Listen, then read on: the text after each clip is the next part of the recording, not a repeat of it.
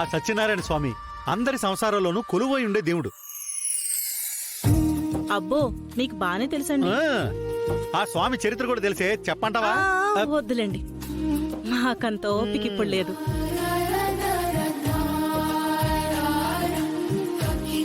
జానకి, దేవుడికి ఏమని మొక్కావు? మీకు కాళ్ళొస్తే మెట్ల మార్గంలో వచ్చి దర్శించుకుంటానని మొక్కుకున్నానండి.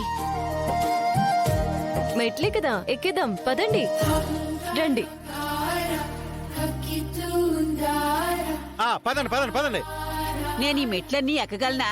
నీకు ఓపికన్నంత వరకు ఎక్కమ్మమ్మా, తర్వాత నేను ఎత్తుకుని తీసుకెళ్తాను. నా మనోడే.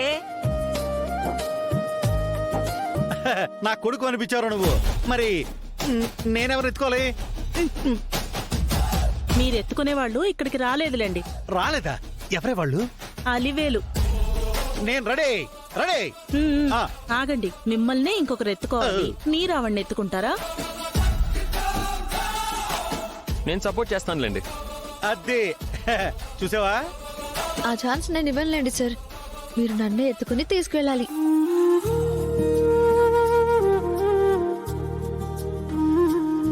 ఏంటలా చూస్తున్నారు? నాకు పొసెసివ్నెస్ ఎక్కువ.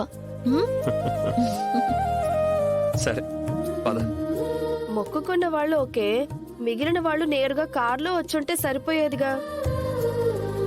ఇలా వస్తే నీకేమన్నా సమస్య? లేదనుకోండి.